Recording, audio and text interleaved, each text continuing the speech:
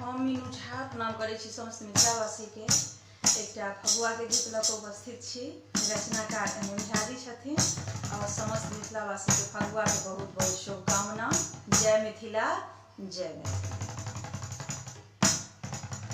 बलम जी फगुआ एलै, बलम जी यौ बलम जी, कहो कोन रंग